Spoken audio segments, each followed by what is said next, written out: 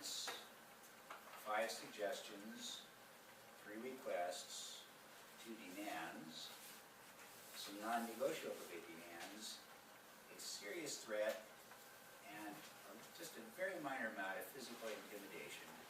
I want to thank my daughter Mary and her husband, Thomas, and her husband-to-be, Thomas, for being gracious enough to allow me to speak tonight. There is a word in the King James Version of the Bible which has 2 meanings that are exact opposites.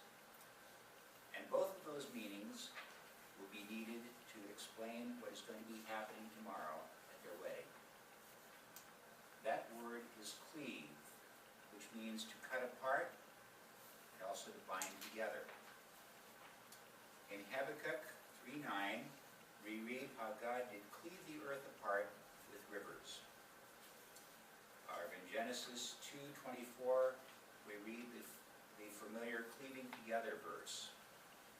Therefore shall a man leave his father and mother, and shall cleave unto his wife, and they shall be one flesh. Thomas and Mary tomorrow will be cleaving together, but while they are cleaving together, there will also be a cutting apart, a severing, a lessening of many other relationships. You've all heard the statement, don't cry, you're not losing a daughter, you're gaining a son. Rubbish. I'm losing a daughter. There's a very special parent-daughter bond that will be severed and reduced to a mere shadow of what it was before. Similarly, there will be many of you also who will notice that there's been a very different relationship as Mary goes off and marries Thomas. While we mourn the loss of these special relationships, we would not have it any other way. Because tomorrow we're going to witness one of God's greatest miracles, the creation of a family.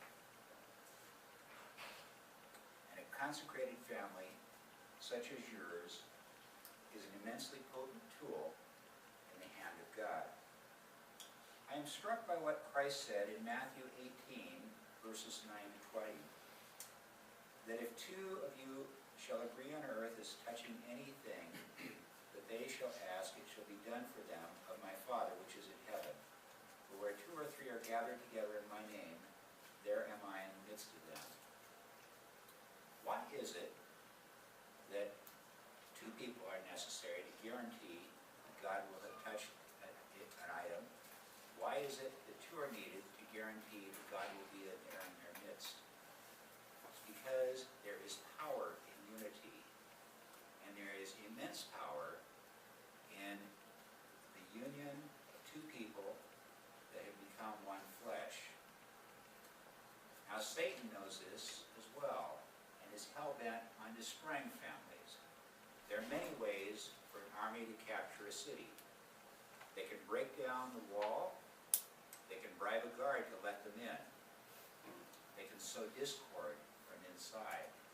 So too, there are many ways to damage a family through either a harsh sense of unforgiveness or a very more subtle issue of indifference. Guard your relationship at all costs. And as a reminder of this directive, I'm going to give you coins of remembrance.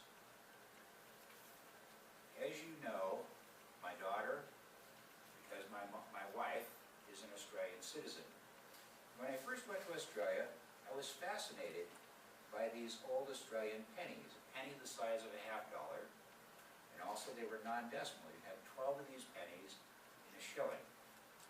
And I give all of you one of these coins as just quite a remembrance of Thomas and Mary. However, I also give Thomas and Mary another coin of remembrance. A $20 gold piece that is 100 years before the year that they were married.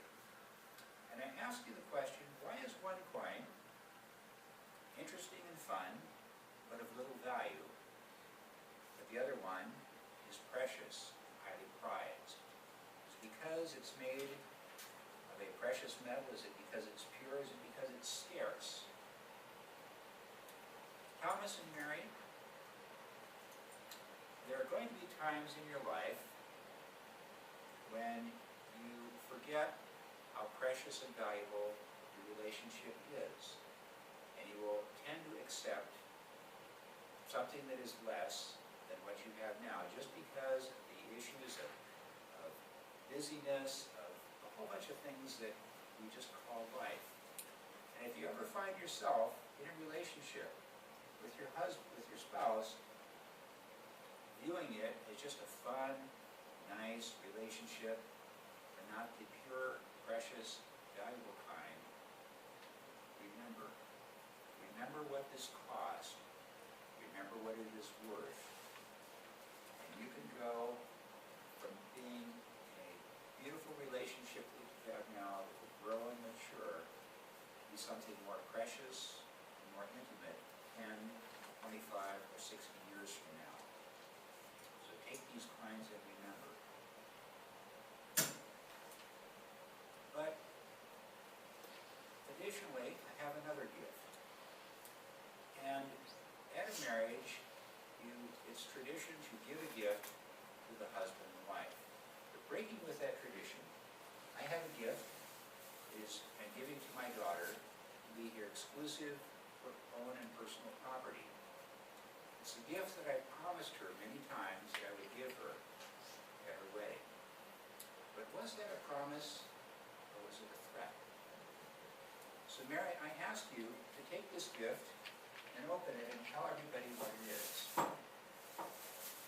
Which she does. Oh, it's a thingamajiggy. No! It's a basin wrench! It's a basin wrench! A number of years ago, Mary and I were doing a plumbing project, and I introduced her to what a basin wrench was. And she said, oh, it's a thingamajiggy. No, it's a basin wrench. Oh, whatchamacallit. And I could never get her to say that this is a basin wrench. And that became a very special little private joke between the two of us.